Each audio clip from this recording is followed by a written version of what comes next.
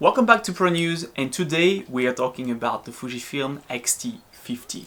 Now the Fujifilm X-T50 is basically the replacement of the Fujifilm X-T30 Mark II, which was announced about 2 years ago now, and features the latest X-Trans 5 processor from Fujifilm, as well as the 40 megapixel sensor. This is basically the same technology that you can find in the big brother of this camera, which is the X-T5 that I have right here. And as you can see, this camera is pretty much a little bit smaller and lighter than the X-T5, but it kind of features pretty much the same capabilities in terms of photo and video, except maybe the burst rate. Now first, let's talk about the build quality of this camera. Well, this camera is built pretty well, as are usually Fujifilm cameras. It's a very small and sleek body. Now it is important to notice that the EVF on this camera is slightly different than the one on the X-T5, as this one features a 2.36 million dot EVF and an LCD screen that is not only tiltable in that direction, but you don't have the three-way tilt screen that you can see in the other Fujifilm cameras. Now another important new feature of the X-T50 is new dial. If you are familiar with Fujifilm, you must have heard about the film simulation. Well, with this new dial, you will be able to directly select the film simulation on the dial and see the reflection of this dial on your screen while you're shooting. Now, this is a welcome addition for people who really want to focus on those film simulation.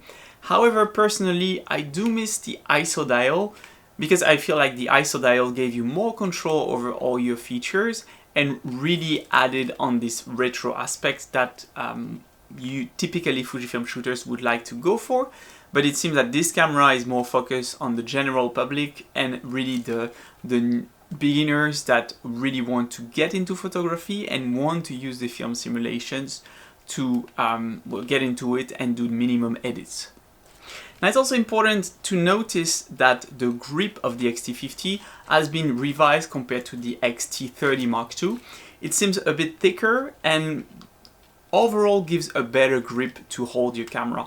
But still, this is a small camera, so if you want to use this one, you might want to use it with lenses such as the XF16-50, which is right here, the new kit lens. But if you want to use it with bigger lens, you might feel it a bit uncomfortable because this camera is still quite compact and small. That is its primary purpose. Now if we look at the internals of this camera, well, this camera finally features image stabilization, which is a first when it comes to the XX series, right? Before we did not used to have IBIS in those kind of cameras, and it is kind of reflected in the price point that has seen quite an increase compared to the previous generation. But we'll talk about that later. So now you have IBIS and up to 7 stops of image stabilization. In terms of connectivity on this camera, you basically have a microphone port as well as a USB-C and a micro HDMI port. Now it makes sense on this kind of smaller cameras that are not video centric that you have a micro HDMI, and you pretty much have all the peripherals that you need here. Now if you look at the battery though, that's one important point to specify, is that this camera uses the older generation Fujifilm batteries. So if you are someone who has an X-T5 or XH2, XH2S, which use the new generation one that are much bigger and can last much longer, you will have to basically purchase another set of battery if you want to use this camera. Which for people like myself who use Fujifilm as their main camera, having another camera with another set of battery is kind of not a good point, I would say. But this is what they went for here, I guess, to save some cost. And also make sure that the camera stays smaller. Now you also only have one SD card slot here, so if you are used to draw recording for backups or maybe to have your RAWs on one side and your JPEG on the other side, it's not possible right here. You can only record in one SD card. Now in terms of video capabilities, the X-T50 features quite good video capabilities actually. You can shoot in 4K 60, 4K 30, 6.2K 30p as well, with a slight crop, but it's a possibility. And you can also record in 4K at HQ, which is basically oversampled 4K from the 6.2K sensor. That is doable, but with a small crop. However, in this camera, you do have the absence of movie and still switch, which really makes it easy to switch on the X-T5 or on other cameras as well, like the X-H2 with the custom modes, from one mode to the other. On this camera, you don't have it, so it will be a bit not complicated, but you have to go through the menu to basically switch mode. Instead of that, you have an auto switch here that allows you to switch your control from manual to auto. In terms of autofocus, what you get here is basically all the features that you get in the X-T5, which is all the subject recognition when it comes to face, eyes, cars, train, plane, what did I forget? Birds, insects, animals, etc. You get all these features in the X-T50 as well. Now, if you look at the back of the camera as well, you can see that the controllers are a bit different when it comes to other cameras like the X-T5. Everything is more compact and you do not have the directional arrows here. You only have this particular joystick, which can be a bit more complicated if you really want to fine-tune your focus points. But overall, it's usable. And again, this is a smaller camera, so it's harder here to fit all the directional buttons, etc. So I spent about a week with this camera. I brought it in the streets of Tokyo. I also brought it in some work that I had, where I had to basically take pictures and video for a cafe. And this camera worked perfectly fine, especially with the kit lens, the XF16250, but that's for another video, so make sure to subscribe to PRONEWS if you want to know more about this lens as well. But overall, the camera and the user experience is really good.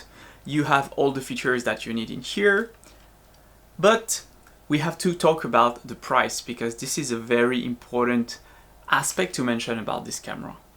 This camera, body alone, comes at $1,400. Now, for all the features that you have in this camera, if we do not talk about the competition, overall, it is a decent price point, right, for all the features that you get. You get 40 megapixel, you get some decent burst rate, you also get a decent battery life, right, about 300 shots. For video, I got about 40 minutes of recording with one battery. So overall, you get a camera that is functional, that is good for beginners, right?